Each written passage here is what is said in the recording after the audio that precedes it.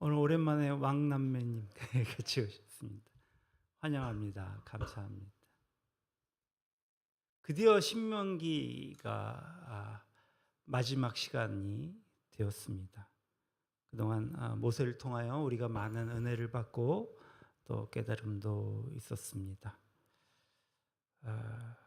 히브리서 9장 27절에 보면 한 번 죽은 것은 사람에게 정한 것이요 그 후에는 심판이 있으리니라고 증언하고 있습니다.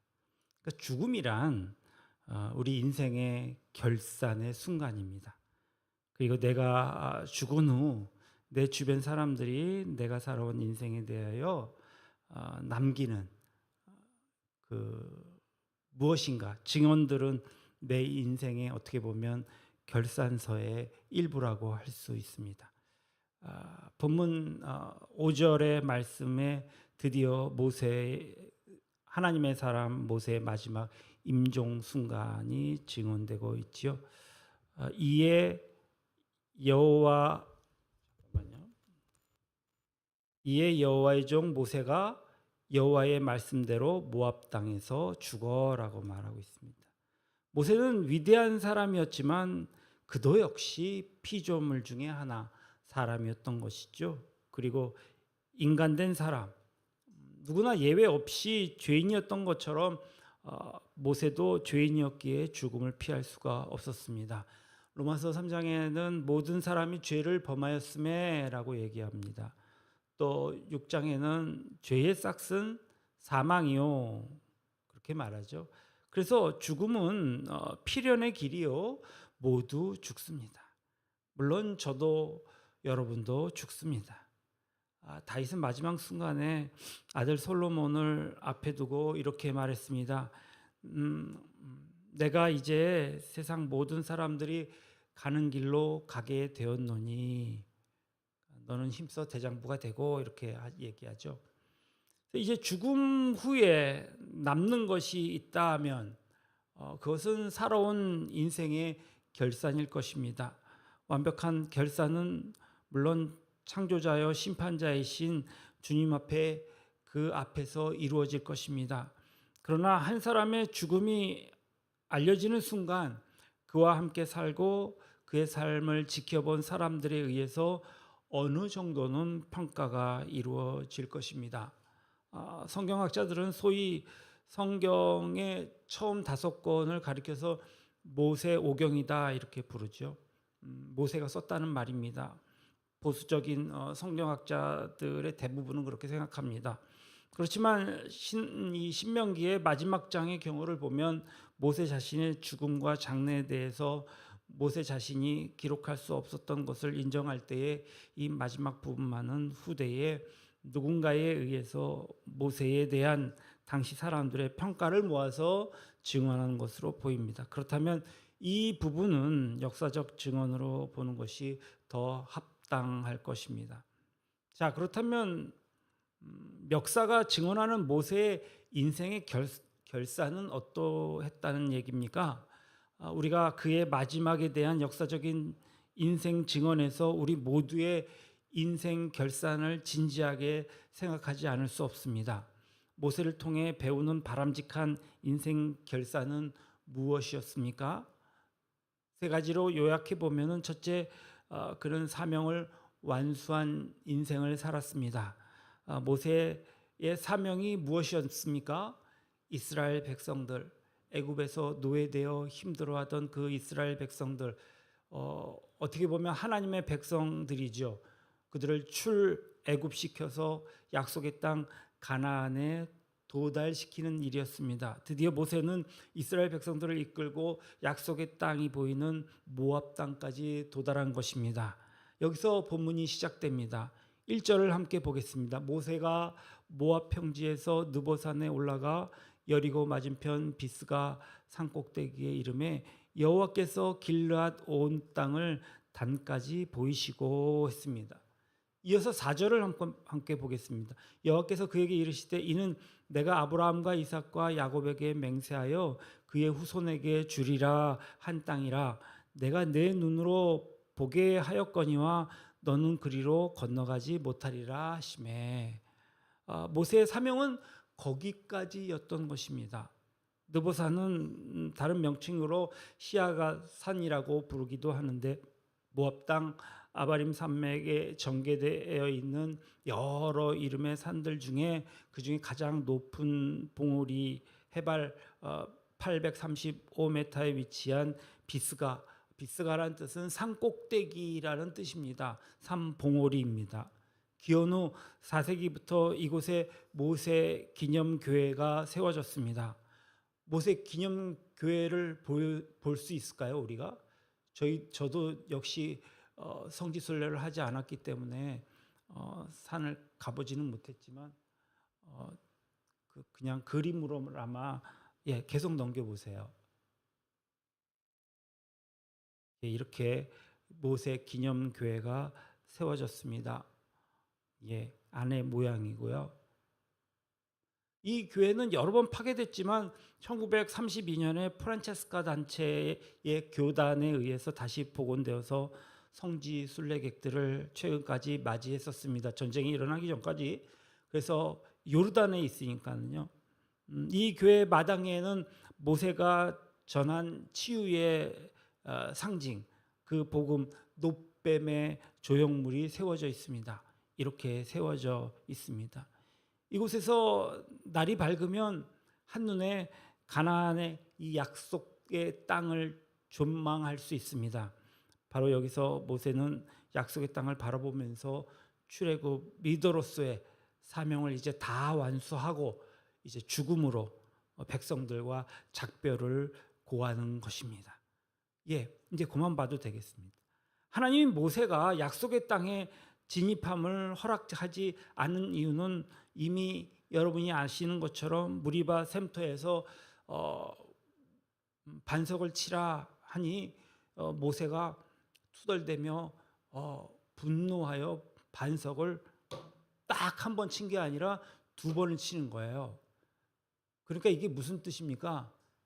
이거를 귀찮게 한번 그냥 하나님이 저절로 물 내시면 되지, 꼭 나를 시키고 사람들의 원망은 내가 다 듣고 툴툴거리며 한 번 쳤다가 또 한 번 치는, 2번 치는 직접적인 원인, 그러니까 약속의 땅에 들어가지 못한 원인이라고 말하고 있습니다. 하지만 더 중요한 이유는 무엇입니까? 하나님은 모세를 귀하게 쓰셨지만 그가 더 이상 영웅의 자리에, 신의 자리에 서는 것을 원하지 않았습니다. 그러니까 불가능성과 한계성, 그리고 바로 인간됨의 특성이기 때문입니다. 하나님은 모세의 무덤조차 비밀에 붙이신 것을 알게 됩니다.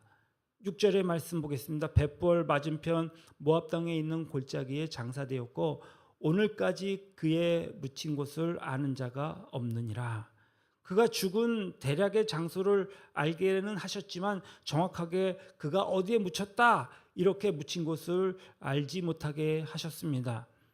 결국 하나님이 모세를 묻으신 것으로 볼 수 있습니다. 그러나 이것은 그의 실패를 의미하지 않습니다. 8절에 이스라엘 자손이 모압 평지에서 모세를 위하여 애곡하는 기간이 끝나도록 모세를 위하여 30일을 애곡하니라. 그러니까 30일의 애곡은 당시 이스라엘 민족에게 그들이 보일 수 있는 최대의 경의의 표현이었습니다. 모세는 결코 실패한 사람이 아닙니다. 그는 인간으로서의 한계에도 불구하고 자기 사명을 다하고 간 사람입니다. 먼 훗날 신약의 히브리서 기자는 모세의 인생을 결산하면서 그의 실수를 재론하지 않았습니다. 그가 믿음으로 애굽을 떠나서 홍해를 육지같이 건넜고 자기 백성으로 약속의 땅에 들어가게 하였다고만 기록합니다. 오늘 우리는 우리의 사명을 알고 우리 인생의 종착역을 향하여 걷고 있는 것일까요? 모세의 일생을 되돌아보면서 우리가 사모하고 싶은 인생의 결산은 무엇인지 생각해야 합니다. 둘째로 모세는 건강하게 살아온 인생이었습니다. 7절을 보겠습니다. 모세가 죽을 때의 나이 120세였으나 그의 눈이 흐리지 아니하였고 기력이 쇠하지 아니하였더라. 그가 건강하게 살다가 떠났다는 증언입니다. 그는 그냥 오래만 산 것이 아니라는 것이죠. 때로는 오래 장수하는 것보다 더 중요한 건강한 일생을 산 사람이 아마도 성공한 인생을 산 사람이 아닐까 생각합니다. 창세기 6장에 보면은 노아의 시대에 이르러서 사람의 죄악과 부패가 가득해지는 모습을 보면서 하나님이 아주 중요한 선언을 하시죠. 6장 3절 말씀입니다. 여호와께서 이르시되 나의 영이 영원히 사람에게 함께하지 아니하리니 이는 그들이 육신이 됨이라. 그러나 그들의 날은 120년이 되리라 하시니라. 그들이 육신이 되었다는 것은 그들이 영적 기대를 상실한 그저 고깃덩어리 육체적으로만 존재하는 그런 존재가 되었다는 뜻이겠지요. 그런 사람들을 보시고 하나님이 벌을 내리시고 인간의 수명의 한계를 120세로 정하셨다는 것 아니겠습니까? 지금 우리 시대의 전망에서 보더라도 아주 기가 막힌 예언이라 생각합니다. 그때부터 인간의 수명이 잘 관리만 되면 적어도 120세는 살 수 있다는 말이기 때문이겠죠. 오늘날 의학적으로 과학적으로 그런 수준이 향상되어서 우리가 지금 바라보는 수명의 그 평균 최대치가 120세라면 얼마나 기가 막힌 예언이 아닌가 생각이 듭니다. 뭐 조금 지난 얘기지만 얼마 전까지 우리나라에서 유행하는 그 유행가가 있잖아요. 100세 인생. 그 가사를 보면은 70세에 저 세상에서 날 데리러 오거든 할 일이 아직 남았다고 전해라. 80세에 저 세상에서 날 데리러 오거든 아직은 쓸만해서 못 간다고 전해라. 90세에 저 세상에서 날 데리러 오거든 알아서 갈 테니 재촉 말라 전해라. 100세에 저 세상에서 날 데리러 오거든 좋은 날 좋은 시에 간다고 전해라. 아주 괜찮은 것 같아요. 그럴 법합니다. 이 노래가 이제 조금 더 세월이 지나면 우리가 110세에 날 데리러 오거든 120세에 날 데리러 오거든까지 확장될 것 같습니다. 그런데 중요한 것이 있어요. 뭡니까? 오래 사는 것이 중요한 것이 아니죠. 과연 그때까지 내가 할 수 있는 일이 있느냐는 것입니다. 뭐 누워서 콧줄 끼고 누워서 백날 첫날 있는 거면 무슨 소용이 있겠습니까? 아직 나에게 남은 사명이 있다면, 그리고 더 중요한 것은 그때까지 건강하게 살도록 우리의 육체에 대한 어떻게 보면 청지기적인 관리를 잘하고 있다면 그 몸이야말로 하나님이 기뻐하시는 몸이 아닐까 생각합니다. 성경은 우리의 몸, 우리의 신체가 하나님의 성전이라고 가르치는 유일한 책이지요. 고린도전서 6장 19절로 20절에 너희 몸은 너희가 하나님께로부터 받은 바 너희 가운데 계신 성령의 전인 줄을 알지 못하느냐? 너희는 너희 자신의 것이 아니라 값으로 산 것이 되었으니 그런즉 너의 몸으로 하나님께 영광을 돌리라 했습니다. 본문의 모세의 죽음의 나이를 증언하면서 강조하는 바는 오래 산 것, 장수한 것, 그것이 아니라 그때까지 눈도 밝고 기력도 쇠하지 않게 잘 관리하며 살았다는 것 아니겠습니까? 다시 말하면 본문은 그의 건강한 인생을 증언하는 것입니다. 더 나아가 모세는 육적으로만 건강한 것이 아니라 영적으로도 건강하게 산 것을 증언하는 말씀이라 믿습니다. 디모데전서 4장 8절의 말씀을 보면 육체에 연다는 약간의 유익이 있으나 경건은 범사에 유익하니 금생과 내생에 약속이 있느니라. 세월이 더할수록 더욱 건강한 인생, 육체적으로 건강하고 영적으로도 더욱 건강한 인생, 그래서 금생과 내세의 복을 누리는 평생이 되기를 주님의 이름으로 축복합니다. 마지막으로 모세가 보여준 바람직한 인생은 무엇이었을까요?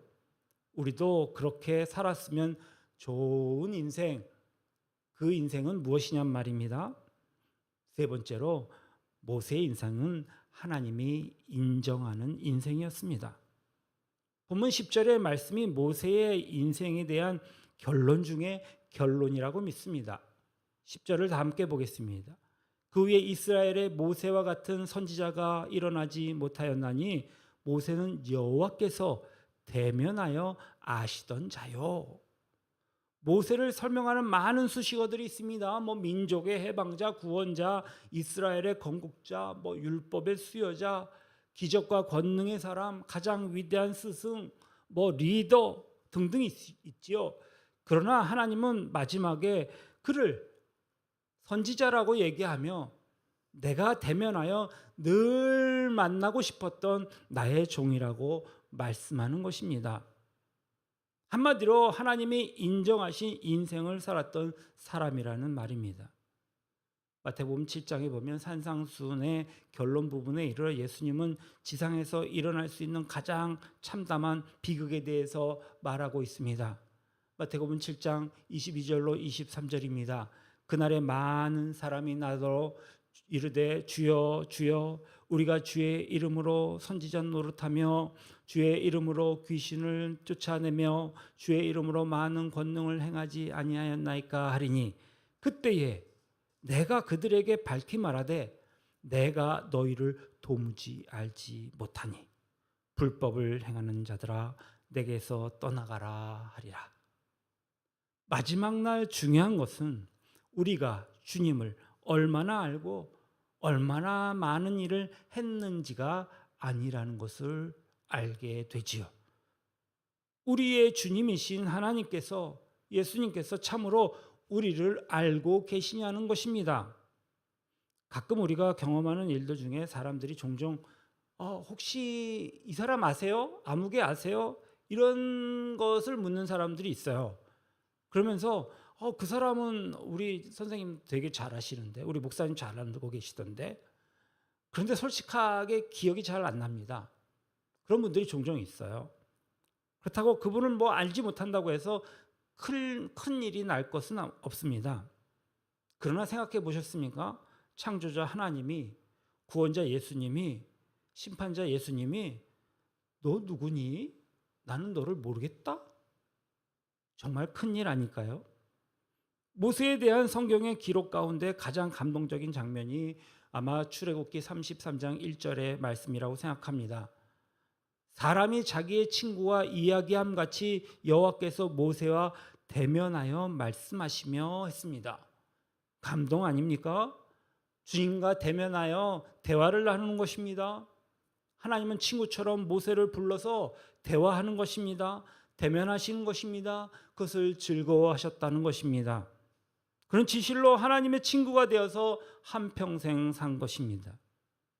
그래서 하나님은 그의 중보의 기도에 늘 귀를 기울이셨고 필요할 때마다 그를 통해서 기적과 권능을 행하신 것입니다.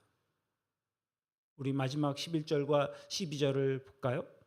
여호와께서 그를 애굽 땅에 보내사 바로와 그의 모든 신하와 그의 온 땅의 모든 이적과 기사와 모든 큰 권능과 위엄을 행하게 하심에 온 이스라엘의 목전에서 그것을 행한 자이더라. 그럼 모세가 지금은 천국에서 무엇을 행하고 있을까요? 우리는 이 질문에 대한 대답을 신약의 변화산 사건으로 추정할 수 있습니다. 예수님께서 제자 요한과 야고보와 함께 기도하러 변화산에 오르셨을 때에 예수님께서 영광 중에 변화된 모습으로 나타나십니다. 그런데 뜻밖의 구약시대의 하나님의 사람인 모세 그리고 엘리야를 등장시킵니다. 그들은 변화된 모습으로 영광 중에 말합니다. 그리고 성경은 이렇게 기록하고 있죠. 두 사람이 예수와 함께 말하니 이는 모세와 엘리야라. 그들은 거기서도 하나님의 아들 예수님과 대화하고 교제하고 계셨던 겁니다.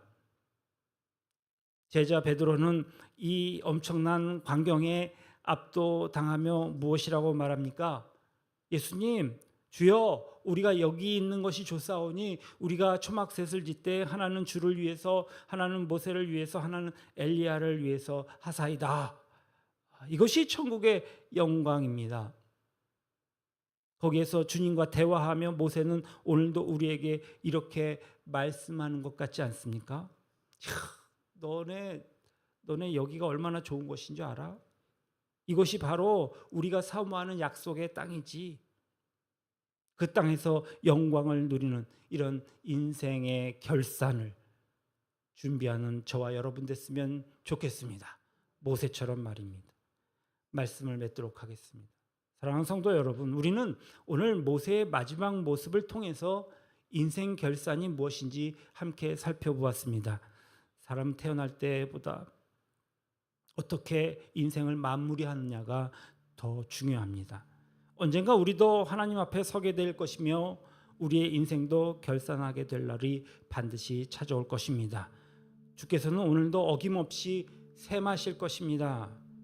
오늘도 셈하실 것입니다. 모세의 삶은 우리에게 세 가지 질문을 던져줍니다. 나는 하나님께서 맡기신 사명을 끝까지 감당하고 있는가? 여러분, 결론도 중요하지만 충성이 더 중요합니다. 과정이 더 중요합니다. 모세는 가나안에 들어가지 못했지만 하나님께서 맡겨주신 사명을 끝까지 감당했습니다. 죽는 그날까지. 우리에게 맡겨주신 귀한 가정의 사명, 교회의 사명, 직장의 사명을 끝까지 충성스럽게 감당합시다. 그런 삶이 되기를 원합니다. 나는 하나님께 맡겨주신 이 몸과 영혼을 잘 관리하며 살았는가? 솔직히 저는 부끄럽습니다. 하나님 앞에 자랑할 것이 없습니다. 오래 사는 것보다 하나님께 쓰임받도록 건강하게 사는 것이 더 중요하다는 사실 말입니다. 육체도 건강하고 믿음도 건강하고 영혼도 날마다 새로워지는 성도가 되시기를 바랍니다.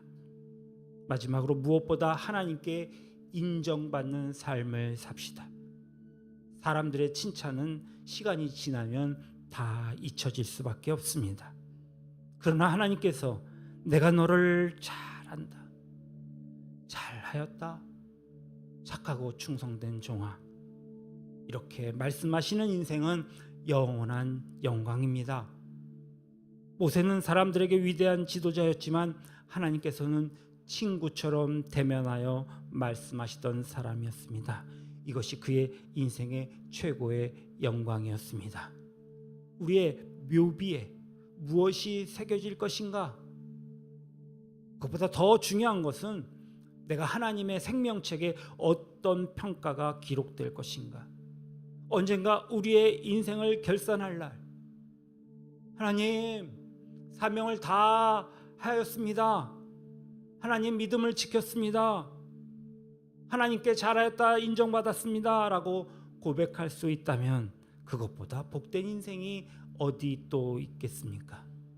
우리 모두 모세처럼 하나님과 동행하며 맡겨진 사명을 끝까지 감당하고 건강한 믿음으로 살다가 마지막 날에 하나님께서 잘하였다, 착하고 충성된 종아, 칭찬하시는 음성을 듣는 정말 아름다운 인생의 결산을 맞이하는 저와 여러분 되시기를 주님의 이름으로 축원합니다. 아멘. 기도하시겠습니다. 사랑과 은혜가 풍성하신 하나님,